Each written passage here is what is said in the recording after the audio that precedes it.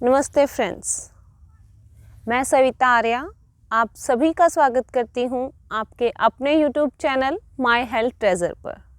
माफ़ी चाहूँगी कि बहुत लंबे समय से हम चैनल पर कोई वीडियो पोस्ट नहीं कर पा रहे थे, पर अब पूरा प्रयास रहेगा कि आपको रेगुलर हमारी वीडियोस मिलती रहें। इससे पहली बहुत सी वीडियोस में आपने देखा होगा प्रभात कुमार आर्या ने योगा से और छवि चौधरी ने हस्त मुद्राओं द्वारा आपको बहुत सारा ज्ञान दिया। इससे पहले हमारी वीडियोस को देखकर हमें कुछ कमेंट्स मिले कि ये कौन सी जगह है। ये है हमारी अपनी वाटिका श्री श्री नवग्रह वाटिका। इसे हमने आज से 6 साल पहले बनाने के बारे में सोचा, काम शुरू किया। ये लगभग 2 एकड़ में है। जब हमने वाटिका बनाई थी तब हमारा मकसद था यहाँ पर ऐसे औषधीय पौधों को लेकर आना जो आपको यहाँ नियर अबाउट कहीं नहीं मिलेंगे। इस समय यहाँ लगभग 300 प्रकार के औषधीय पौधे आपको देखने को मिलेंगे, बहुत सारे फल फ्रूट। इसके अलावा अभी और बहुत से पौधे यहाँ पर हम प्रयास कर रहे हैं बहुत जल्दी लेकर आने का। शुरुआत में इसे बनाने का मकसद था, मेरे हस्बैंड एस्ट्रो मेडिकल पर बहुत काम कर रहे हैं, उसके कारण मैंने शुरू में शायद इतना ध्यान नहीं दिया मैं कहूँ तो, पर क्योंकि मैं पेशे से एक अध्यापक हूँ, एक गृहिणी भी हूँ, 2 बच्चों की माँ भी हूँ, किसी इतना समय नहीं मिल पाता कि मैं यहाँ आऊँ या रेगुलर विजिट्स कर पाऊँ। पर जैसा कि आप सभी जानते हैं, कोरोना महामारी ने हम सभी को कुछ समय के लिए घर में बिठा दिया। ऑनलाइन क्लासेस थी, फिर भी जो टाइम रेगुलर जॉब्स के साथ कंज्यूम होता है उसके अलावा देखा जाए तो काफ़ी हद तक फ्री थे घर पर। उस दौरान मैंने वाटिका में रेगुलर आना शुरू किया, इंटरेस्ट भी बढ़ा।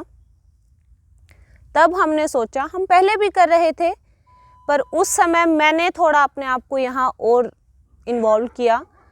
हमने सोचा औषधीय पौधे तो हैं, फल फ्रूट भी है, तो क्यों ना जिस विषय के बारे में हम बहुत सुन रहे हैं आजकल, जैविक खेती, ऑर्गेनिक फार्मिंग, उस पर कुछ काम किया जाए।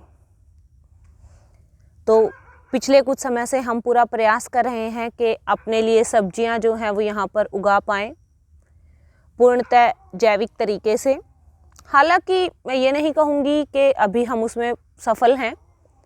मैं खुद एक किसान परिवार की बेटी हूँ और मेरी शादी भी आगे किसान परिवार में ही हुई है, पर हम एक किसान के तौर पर भी अगर देखा जाए तो हम जैविक खेती के बारे में कितना जानते हैं, तो मैं कहूँगी 0, कुछ भी नहीं। कारण क्या है, क्यों नहीं जानते? आज हम सभी को एक जैविक खेती, ऑर्गेनिक फार्मिंग ऐसे शब्द हैं जो आम सुनने को मिलेंगे। आप YouTube खोलिए, वहाँ पर आपको इससे रिलेटेड बहुत कुछ सुनने को मिलेगा। गूगल पे जाइए, पढ़ने को मिलेगा। अगर हम बात करें अपने बजट की तो वहाँ भी आपको जैविक खेती सुनने को मिली होगी। हाल फिलहाल हिसार यूनिवर्सिटी में एक संगोष्ठी हुई थी, उसमें भी जैविक खेती के बारे में बात की गई कि यदि हमने जैविक खेती को नहीं अपनाया तो आने वाले समय में हमारी 85% जनसंख्या जो है वो गंभीर बीमारियों से ग्रस्त हो जाएगी। हम सहमत हैं, होगा बिल्कुल ऐसा ही, क्योंकि जो हम खा रहे हैं वो जहर है और जैविक खेती को नाम ही दिया गया है जहर मुक्त कृषि खेती, ऑर्गेनिक फार्मिंग। अब आप लोगों में से कई सोचेंगे इसके लिए जिम्मेदार कौन है? किसान? नहीं, बिल्कुल नहीं। मैं ऐसा नहीं मानती। जितना जैविक खेती कहना आसान है, इसे करना उससे कहीं ज़्यादा मुश्किल है। जितना इसे YouTube पर सरल दिखाया जाता है, ये हरगिज़ वैसी नहीं है। क्यों? क्योंकि मैं पिछले 2 साल से हम पूरा प्रयास कर रहे हैं, पर नुकसान भी बहुत होता है। मुझे नहीं लगता कि हमारे किसान भाई जो हैं वो इस नुकसान को उठाने की स्थिति में हैं, हरगिज़ नहीं। जैविक खेती नाम जितना चल रहा है उसके लिए प्रयास उतने ही कम चल रहे हैं। सिंपल से उदाहरण से समझाती हूँ। जब मैं कोई दवाई ले रही हूँ, काफ़ी हैवी डोज में ले रही हूँ, और उसके बाद मैं आयुर्वेद पर आती हूँ तो बहुत समय लगेगा मुझे, क्योंकि जो हमारी दवाइयाँ जो हम आजकल लेने के हैबिचुअल हो चुके हैं, एलोपैथी मेडिसिन जो हम लेते हैं वो इमीडिएट रिलीफ देती हैं, रिजल्ट्स हैं। पर आयुर्वेद में लंबा फ़ायदा होता है, उसके रिज़ल्ट अच्छे हैं पर धीमे हैं। ऐसा ही कुछ जैविक खेती के साथ भी है। हमें जैविक खेती में शुरुआत के समय में अगर हम आउटपुट की बात करते हैं तो वो ना के बराबर है, 0। अब इसका कारण क्या है? इसका कारण है हमारे हम जो खेती के साथ जो हमारे नुकसान पहुंचाने वाले जो भी सूक्ष्म जीव हैं, उन सभी की इम्यूनिटी इतनी डेवलप हो चुकी है उस जहर के बाद कि इतना आसान नहीं है। दूसरा कारण है हमारी मिट्टी। हमारी मिट्टी को भी आदत पड़ चुकी है, वो कमज़ोर हो चुकी है। ना तो अब हमारे किसान इस स्थिति में हैं कि वो कुछ समय के लिए अपने खेतों को खाली छोड़ दें। क्या पॉसिबल है?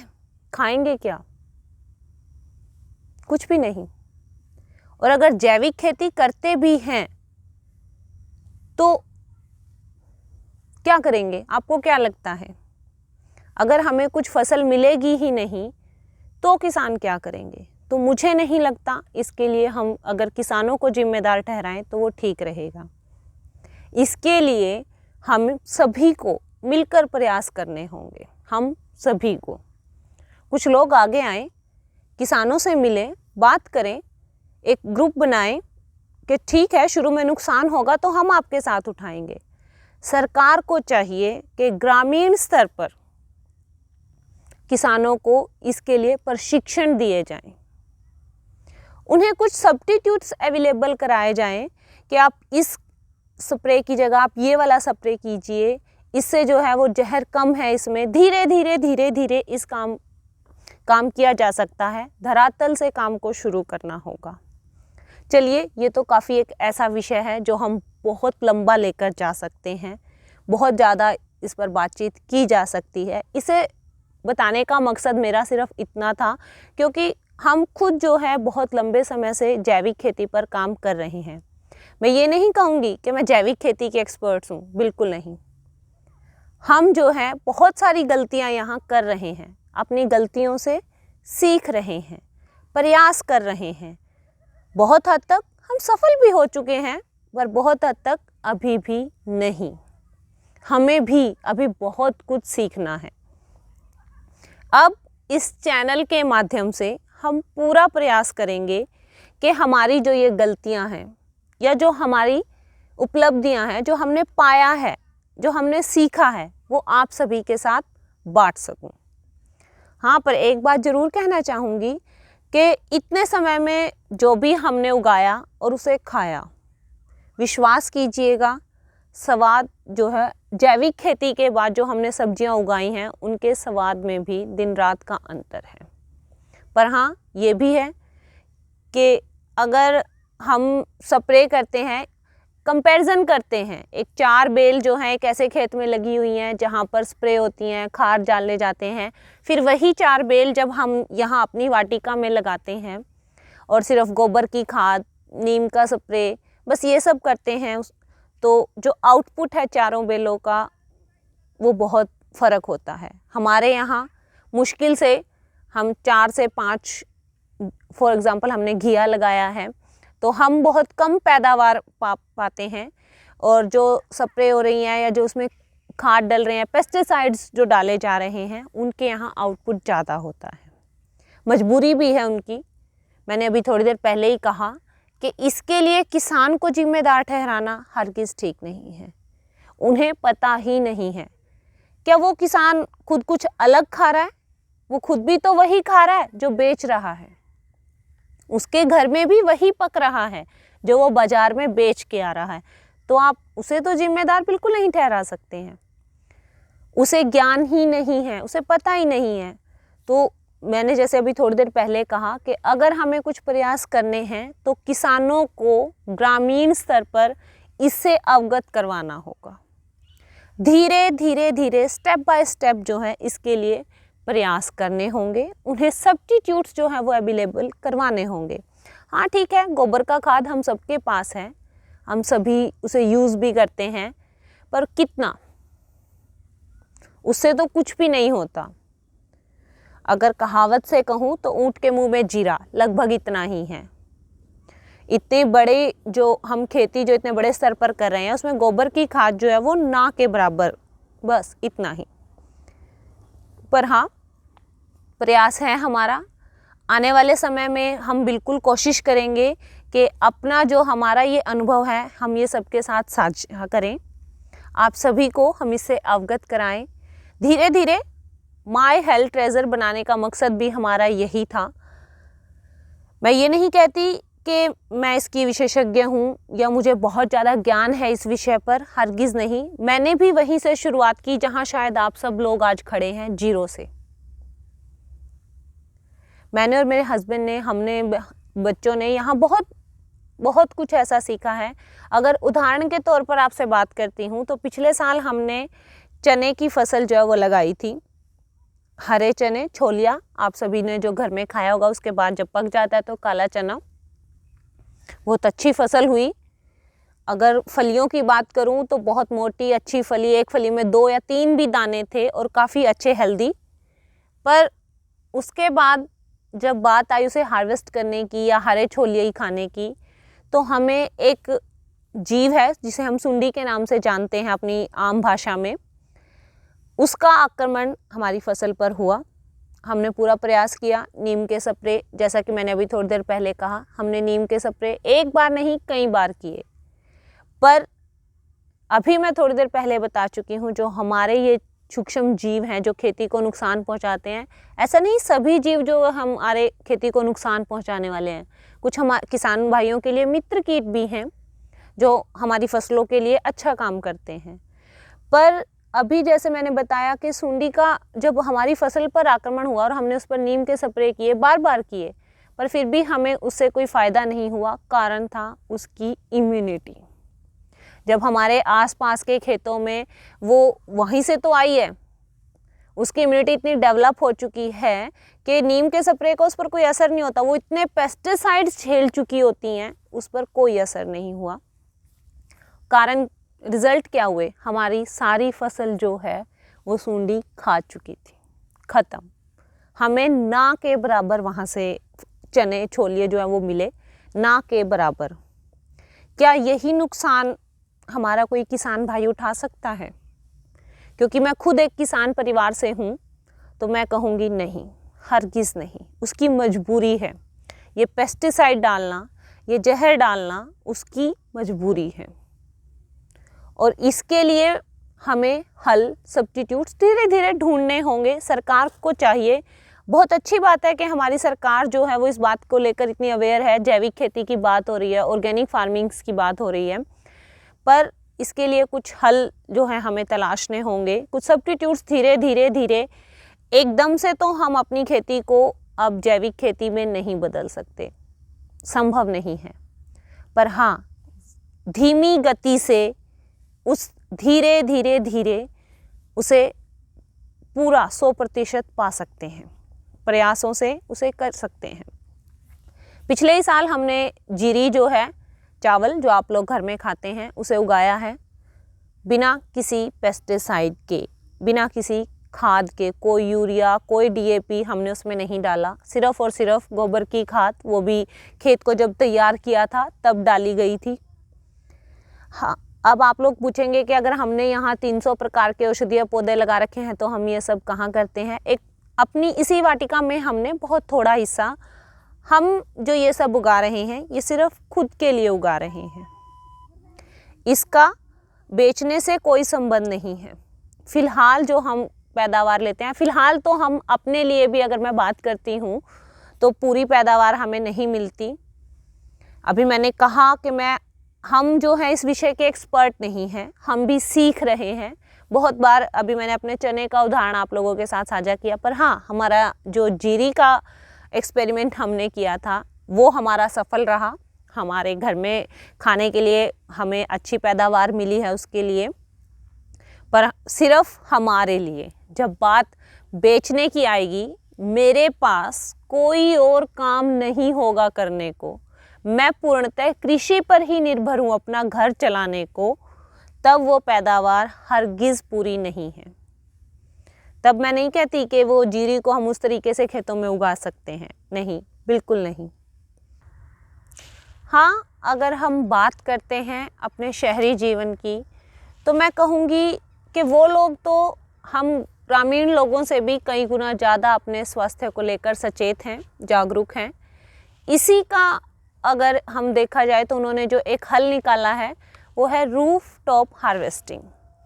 रूफ टॉप हार्वेस्टिंग मतलब अपने घरों की छतों पर ग्रो बैग्स लेकर, गमले, प्लास्टिक की बाल्टियाँ, इन सब में वो सब्जियां उगा रहे हैं। काफ़ी हद तक सफल भी हो रहे हैं, क्योंकि अब सभी चाहते हैं अपने बच्चों को कुछ अच्छा दें, कुछ हेल्थी दें। इसी का उन्होंने एक हल निकाला, अपने घर की छतों पर सब्जियां उगाना शुरू किया। अगर हम बात करें जैविक खेती की, तो अपने घर की छत पर शायद जो ये सब्जियां हैं इन्हें उगाना आसान है, कारण कि वहाँ जो हमें आज हम यहाँ जो अपनी जैविक खेती कर रहे हैं अपनी श्री श्री नवग्रह वाटिका में, वहाँ चारों तरफ खेत हैं। हमें बहुत सारे छोटे मोटे जो हमारे जीव हैं इनके जो आक्रमण है वो सहने पड़ते हैं, क्योंकि वो चारों तरफ के खेतों से हमारे पास, बल्कि मैं ये कहूँगी ज़्यादा आते हैं, क्योंकि ये एक एरिया ऐसा है जहाँ वो सेफ फील करते हैं। जब वो भागते हैं उस खेत में जहाँ स्प्रे होता है तो उसे यहाँ आकर रुकते हैं। तो ये हमारे लिए और ज़्यादा बड़ा एक चैलेंज हो जाता है। जब आप रूफ टॉप हार्वेस्टिंग करते हैं तो आपको ऐसी कोई समस्या नहीं आती है। मैं ये नहीं कह रही कि ये आसान है, बिल्कुल नहीं, ऐसा नहीं है। बात पैदावार की करें तो वहाँ भी उन्हें वही समस्या आती हैं, बेलें उगती हैं, फ्लावर्स आते हैं, पर वो फ्रूटिंग नहीं हो पाती है, वो फ्रूट में कन्वर्ट नहीं हो पाते हैं। हमारे साथ भी यही हो रहा है, उनके साथ भी यही होता है। हमारे लिए मैंने जैसे अभी बताया थोड़ा ज़्यादा मुश्किल है, क्योंकि जो चारों तरफ से हमें उनका आक्रमण झेलना पड़ रहा है जीवों का, वो वहाँ कम है। पर इतना ही नहीं है, और भी बहुत सारे कारण हैं जो बिना ज्ञान के संभव नहीं है।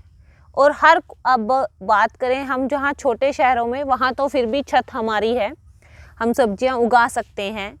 पर जो बड़े शहर हैं वहाँ तो फ्लैट सिस्टम्स है, वहाँ तो छत ही नहीं है, कहाँ उगाएं सब्जियां? कितनी बालकनी में जगह होती है, हम वहाँ कितने ग्रो बैग्स रख सकते हैं? नहीं रख सकते हैं। पर हाँ, प्रयास सराहनीय है कि वो प्रयास तो कर रहे हैं, कोशिश तो कर रहे हैं। यही मैं कहना चाहूँगी अपने किसान भाइयों को भी, प्रयास तो कीजिए, कोशिश कीजिए, कुछ शुरुआत कीजिए, थोड़े में उगाइए अपने लिए। हमारे पास तो एक प्लस पॉइंट होता है, हम गांव में रह रहे हैं, कि हम सभी के पास एक खुली जगह है, हम सभी जानवर रखते हैं, भैंसें हैं हमारे पास, गायें हैं, तो हम सभी के पास ऐसी जगह भी है जहाँ पर हम बेलें उगा सकते हैं, सब्जियाँ उगा सकते हैं। जो ऐसी सब्जी जो है जो बेल पर लगनी है, उसे धरती में सिर्फ बहुत थोड़ी जगह जो है वो चाहिए, और उसे हम दीवार पर चढ़ा सकते हैं, कोई भी स्पॉट दे सकते हैं, तो उसे वहाँ उगाया जा सकता है। थोड़ा सिर्फ मैं ये तो ज़रूर कहूँगी कि हमें ये सीखने की आवश्यकता ज़रूर है कि जब हम गांव में रह रहे हैं तो हम इस तकनीक से फ़ायदा उठा सकते हैं। शुरुआत कीजिए, एक प्रयास तो कीजिए। हम अपने बच्चों के लिए कोशिश तो कर सकते हैं। गोबर की खाद हमारे पास है, शहरों में इसका सब्स्टिट्यूट जो लोग इस्तेमाल कर रहे हैं वो है वर्मी कंपोस्ट। वर्मी कंपोस्ट केचुए द्वारा गोबर से ही तैयार की जाती है, केचुए की मदद से तैयार किया जाता है। वो सब भी हम आपके साथ धीरे धीरे साझा करेंगे कि कैसे तैयार होती है, क्या है वर्मी कंपोस्ट। समय लगेगा, एक ही वीडियो में सब कुछ कवर कर पाना पॉसिबल ही नहीं है, संभव नहीं है। ये सब भी हम आपके साथ ज़रूर बांटेंगे। तो शहरों में जो गोबर की खाद है उसका सब्स्टिट्यूट है वर्मी कंपोस्ट। गांव में भी पॉसिबल है, पर हमारे पास तो गोबर की खाद इतनी सफिशिएंट है कि हम अपने लिए जब वो उगाएं, प्रयास करें, तो वहाँ हमें वो सब मिल जाए। सिर्फ़ और सिर्फ एक कदम बढ़ाइए, प्रयास कीजिए, हम कुछ अच्छा, कुछ हेल्थी अपने बच्चों को भी दें। क्योंकि मैंने अभी आप लोगों को इसी वीडियो में बताया कि अगर हम बात करते हैं किसान भाइयों की, तो वो खुद कुछ अलग नहीं खा रहे हैं, वो वही खा रहे हैं जो आपको बेच रहे हैं, वही है उनके घर में भी जो जा रहा है। कुछ हद तक अगर बात करें हम, ज़्यादा बड़ा रेशो तो मैं नहीं कहूँगी, मुश्किल से 4 या 5% अगर हम बात करें, किसान जागरूक हो रहे हैं।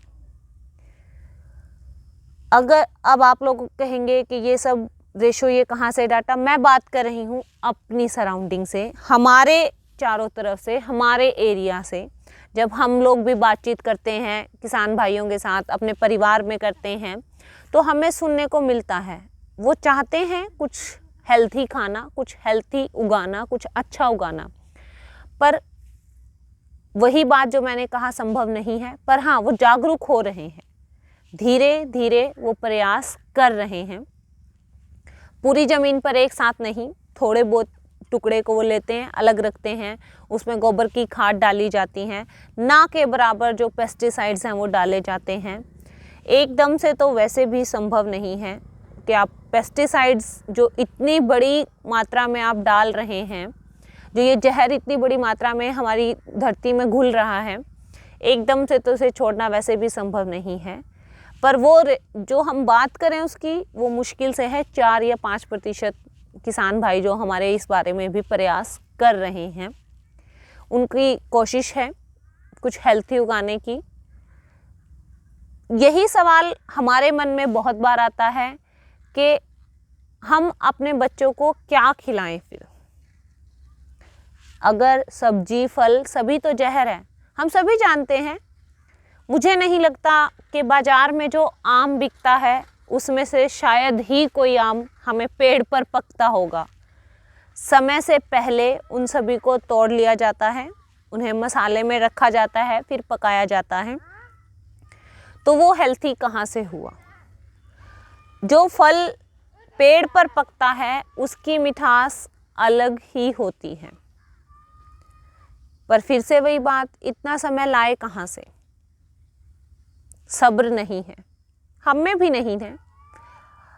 एक मैंने यही अपनी वाटिका में ही देखा है। हम आते हैं, हमारे पेड़ों पर फल लगे हुए हैं, रोज उस फल को देखते हैं तो बड़ा सब्र के साथ इंतज़ार करना पड़ता है उसके पकने का, क्योंकि हमारा प्रयास है कि हम कुछ हेल्थी खाएं, अपने बच्चों के लिए कुछ हेल्थी लाएं। तो बहुत समय लगता है उस फल को पकने में। जैसे हम अपने बच्चे को बड़ा होता हुआ देखते हैं, वैसे ही हम उस फल को सब्र के साथ धीरे धीरे धीरे, पहले फूल बनते हैं, फिर फल बड़ा होता है, पकता है, समय लगता है। ये समय ही नहीं है आज हम सबके पास। दूसरा, मुनाफा। हम सभी को मुनाफा चाहिए। जब एक उद्योगपति को चाहिए, एक दुकानदार को चाहिए, तो एक किसान को क्यों नहीं चाहिए? उसे भी चाहिए। समय के अनुसार वो भी ढल रहे हैं। इस महंगाई में, इस महंगाई के ज़माने में कैसे सरवाइव करेंगे वो? तो ये फलों का जो पेड़ों पर पकने, मैं अपने यहाँ के जो हमारे पेड़ हैं, कुछ बहुत बड़े हैं, कुछ अभी बहुत छोटे हैं। आजकल तो ग्राफ्टेड टेक्नोलॉजी से फ्रूट्स जो हैं वो बनते हैं। हमारा पौधा बहुत छोटा होता है, जिसे मेनली जो बनाए गए हैं वो शहरों के लिए बनाए गए हैं, ताकि वो गमलों में ही फ्रूटिंग जो है उनकी स्टार्ट हो जाती है, या फिर बड़े से ग्रो बैग में उन्हें लगाया जाता है। हमने ऐसे भी बहुत सारे पौधे अपने यहाँ लगाए हैं। मैं आप लोगों को दिखाऊंगी धीरे धीरे, जब अपनी वीडियोस में आप लोगों के साथ उनके अपडेट शेयर करूंगी। कुछ काफ़ी बड़े हैं, पर अगर हम बात करते हैं, पिछले साल ही हमारे साथ ऐसा हुआ। हमारे जो पुराने अमरूद के पौधे थे, जो काफ़ी बड़े हो चुके हैं, जो हमने शुरुआत में ही लगाए थे, उन अमरूदों पे, क्योंकि पिछले साल बारिश बहुत ज़्यादा थी, खैर बहुत सारे लोगों के साथ ऐसा हुआ, उन अमरूदों से हमने, मैं कहूँगी, शायद ही कोई फल खाया होगा। जैसे ही हम अमरूद काटते उसके अंदर कीड़े थे। अब ज्ञान हमें भी नहीं है, हाँ, पर एक सुझाव, आप सभी के सुझाव आमंत्रित हैं। अगर आप लोग कुछ ऐसी पद्धति जानते हैं तो कमेंट्स में ज़रूर हमारे साथ साझा कीजिएगा, या आप लोगों को किसी टॉपिक पर जानकारी चाहिए तो वो भी हमें ज़रूर बताइएगा। हम पूरा प्रयास करेंगे कि जिस टॉपिक पे आप हमें बताते हैं उस पर हम आपको जानकारी दे पाएँ। जितना मुझे पता है उतना तो ज़रूर। बहुत सारे हमारे यहाँ औषधीय पौधे लगे हैं। मैं ये तो नहीं कहूँगी कि मुझे सभी के बारे में पता है। अगर सभी की बात करनी है तो सुनील जी आपको ज़्यादा बेहतर बता पाएंगे। उन्हें इनके बारे में बहुत अच्छी नॉलेज है, वो बहुत काम कर रहे हैं, क्योंकि मैंने शुरू में ही बताया उनका टॉपिक है एस्ट्रो मेडिकल। हमारे यहाँ बहुत सारी ऐसी औषधियाँ हैं जिन्हें हमें खाने की भी ज़रूरत नहीं है, जिन्हें सिर्फ हम अगर गले में पहनते हैं, बाजू पर बांध लेते हैं तो घर में रखते हैं, या जिनकी हम अगर धूप अगरबत्ती अपने घर में देते हैं, जलाते हैं उन्हें, तो बहुत सारी बीमारियां जो हैं वो ठीक की जा सकती हैं।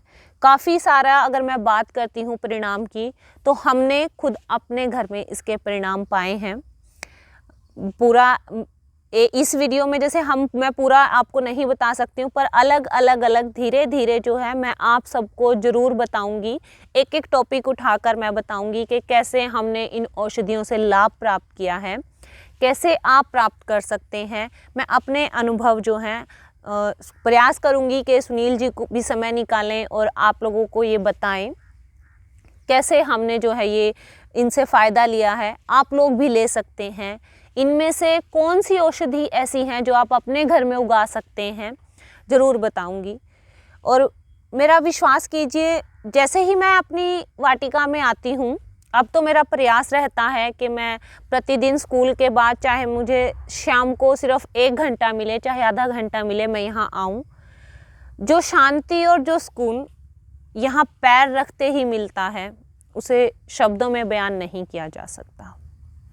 हमारे पेड़ पौधों का जो ऑरा है, जो इनका आभा मंडल है, जो सुकून है, वो शायद ही कहीं, अगर हम किसी धार्मिक स्थल पर जाते हैं, किसी आश्रम में जाते हैं, शायद यही चीज़ें होती हैं जो हमें एक मानसिक शांति देते हैं, जो हमें यहाँ भी मिलती है। अब हमारी लाइफ में कितना भी स्ट्रेस क्यों ना हो, तो मुझे पर्सनली ऐसा लगता है कि जब मैं यहाँ आती हूँ तो एक अलग ही मेंटल पीस जो है मुझे फील होती है यहाँ आने के बाद। ये सब इन पौधों की जो अपनी एक एनर्जी है वो मैं फील कर सकती हूँ। और सिर्फ मैं ही नहीं, जितने भी हमारे यहाँ जो लोग आते हैं विज़िट करने, हमारे फ्रेंड सर्कल से भी, उन सभी का भी यही कहना है कि एक अलग एनर्जी, एक पॉजिटिव एनर्जी उन्हें फील होती है। वो पॉजिटिव एनर्जी है हमारे इन पेड़ पौधों की। हमने पुराने समय में देखा होगा, पढ़ा होगा, मैं देखा होगा, शायद गलत बोल रही हूँ, हमने पढ़ा होगा किताबों में कि जो हमारे आदिवासी थे वो इन पेड़ पौधों की पूजा करते थे। या आज भी जो ट्राइबल्स, जो आदिवासी जो रहते हैं, वो आज भी प्रकृति को बहुत मानते हैं, पेड़ पौधों को बहुत मानते हैं। वो इन गुणों को जानते थे जिन्हें शायद हम नहीं जानते हैं। हम अपना इतिहास भूल गए हैं। हम वापस उससे जुड़ेंगे, उसके बारे में जानेंगे तो हमें पता चलेगा। क्योंकि बहुत समय से मैंने बहुत पढ़ा है पेड़ पौधों के बारे में, या जो सुनील जी से जाना है, ये ज्ञान हमारे पास पहले से है, सिर्फ और सिर्फ विलुप्त हो गया है कहीं ना कहीं पश्चिमी सभ्यता का पीछा करते हुए, या थोड़ा जो जल्दबाजी में हमने अपने आप को ढाल लिया है उसके चलते हुए। विषय बहुत लंबा है और मुझे लगता है इस पर तो बातें जितना करूं वो कम है, कर ही सकते हैं। पर आप सभी से बहुत लंबी वीडियो हो गई है और आगे फिर कभी ये बातें जारी रहेंगी। हाँ, आप सभी से कहूँगी, अगर वीडियो पसंद आए तो लाइक ज़रूर करें, जो हमारे चैनल पर नए हैं वो सब्सक्राइब करें, और कमेंट्स में ज़रूर बताएं अगर आप लोगों के पास कोई बेहतर है उपाय हैं हमारे लिए, या किसी विषय पर आपको जानकारी चाहिए हमसे, तो हमें कमेंट्स कर बताएं। धन्यवाद, फिर मिलेंगे।